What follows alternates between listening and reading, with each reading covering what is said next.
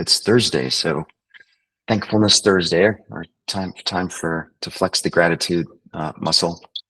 And one of my favorites, which I've done here many times, is this idea of gratitude for the basics.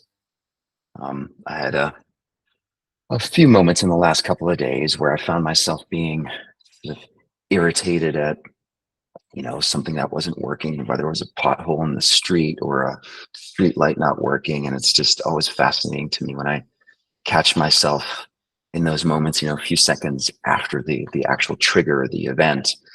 There's this voice that I've been able to cultivate more and more over the years that just says, Ollie, just take a breath, relax. It's a pothole. Just keep it in perspective. Or it's construction.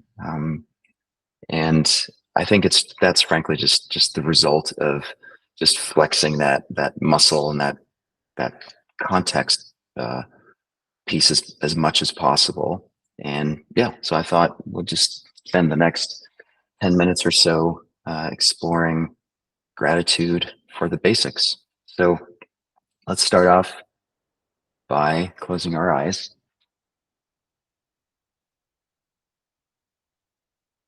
And right off the bat, connecting with some gratitude for here and now.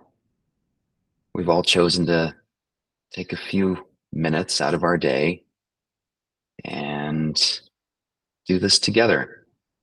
There's something really beautiful about the fact that we can do it, that we're all choosing to do it. Um, Obviously for our own betterment, but obviously it also ripples out to others that we come into contact with for the rest of the day. And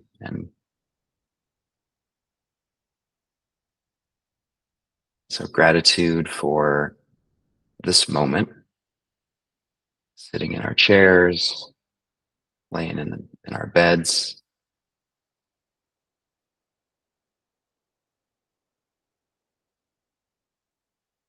and starting off with an appreciation for safety, for this general sense of safety.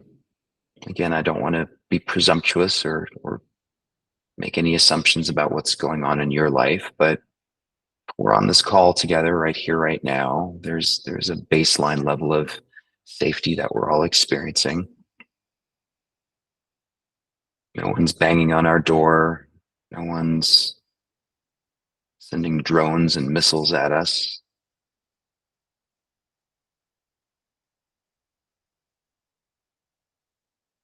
And yet that is happening for a lot of people in the world. Even just an appreciation for the safety of being able to walk out the door, be able to walk to the grocery store in daylight or maybe even certain hours, and just generally knowing that for the most part, at least physically safe.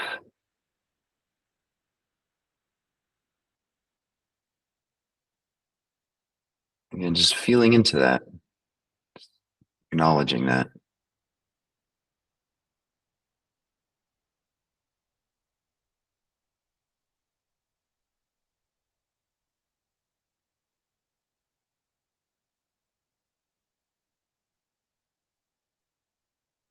And then there's also the element of what we would call psychological safety.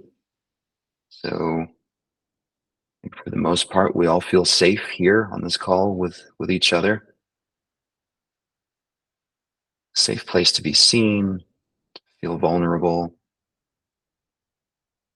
We have questions or needing connection. This is a place where we can do that. We can feel safe to just be who we are.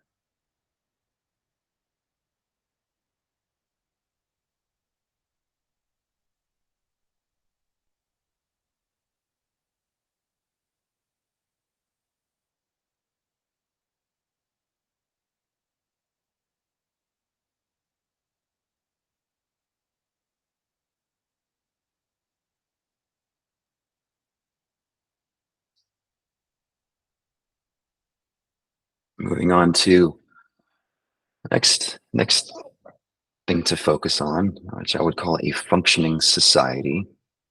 So again, it dovetails nicely with the safety piece. And again, for most of us, for the most part, we live in a society that, there is a 911 number that we can call if we need help. And there's an infrastructure that's set up to support us. So the ambulances arrive. We need the police. For the most part, they're there and helpful. The infrastructure in our streets, all of the people that make sure that street lights work, and when we go to a restaurant and we order tap water, that we assume that we can drink it and that it's clean. And again, there's just so much that makes up this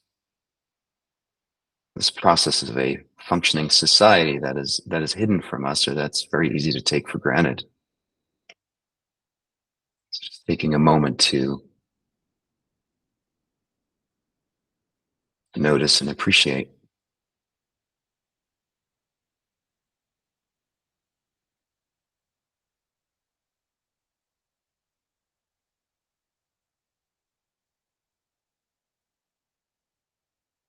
And then, speaking of infrastructure such as street lights and electrical outlets, and one of my favorites is the shower. The fact that I can just walk into a room in my home and turn this knob and magically hot water appears and it's clean. And I can pretty much use this anytime I want. I can do it at 2 in the morning. It's there for me in the mornings when I get up and get ready to go to work, after a workout.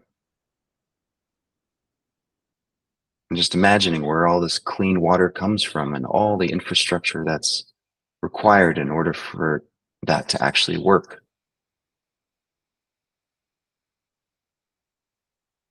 And same with electricity. Unless you live in Fairfax, where I am, it's pretty much a given that you can throw the light switch and there's light.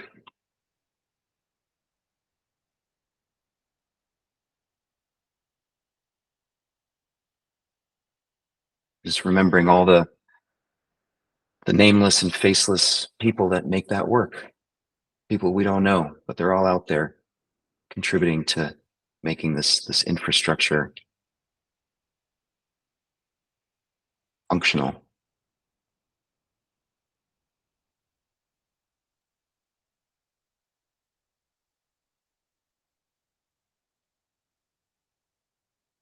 And moving on to communal spaces.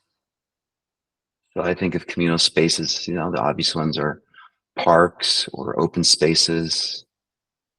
I recently saw this amazing aerial photograph of Golden Gate Park in San Francisco, and it's just this amazing strip of green in the middle of an otherwise concrete jungle. And I live in Marin, so there's lots of communal spaces that are shared and available for hiking and mountain biking and kids' playgrounds. And again, this is all being maintained and being cared for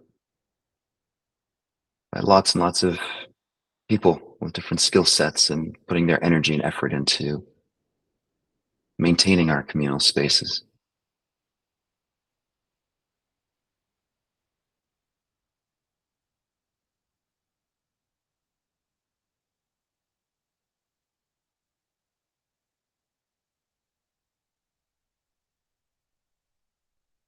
Picking up the garbage,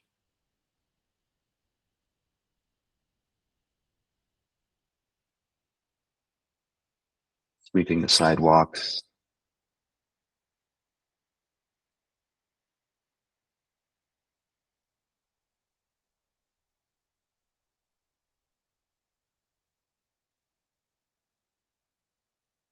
And there's access to food.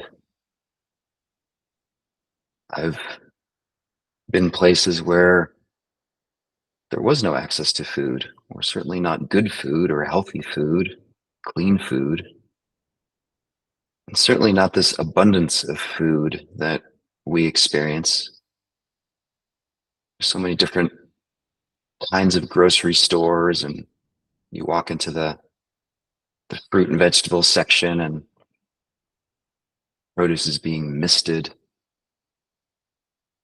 and the variety of the choices that we can choose, whether you want organic or other types, or there's 5 different types of potatoes you can buy. So we just live in this time and place on planet Earth where there's just frankly an unprecedented access to food.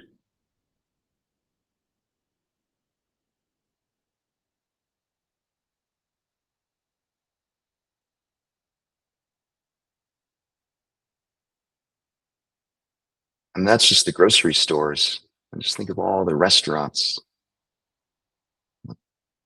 different types of foods we can purchase. If you want a burrito, it's accessible. If you want to eat Italian food, it's not that far away.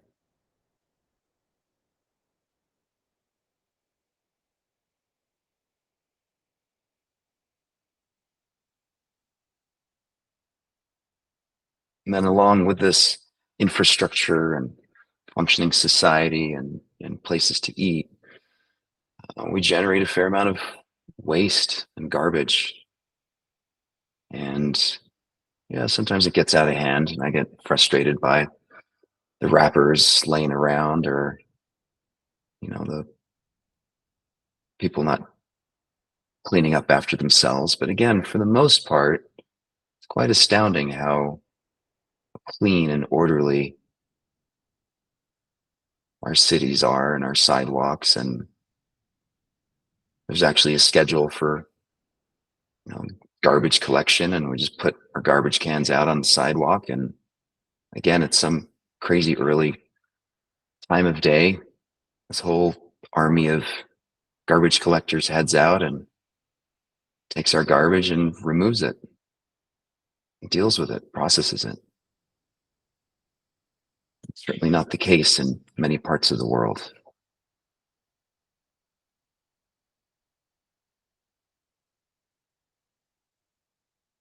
And then lastly, I'll focus on convenience. We live in an incredibly convenient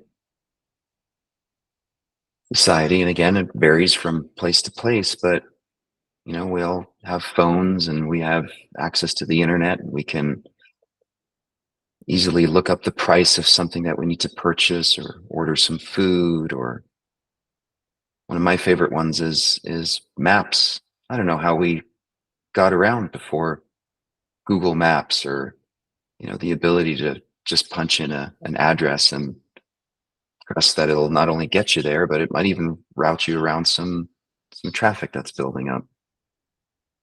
Again, this isn't just there by accident, and yet we're all the beneficiaries of it.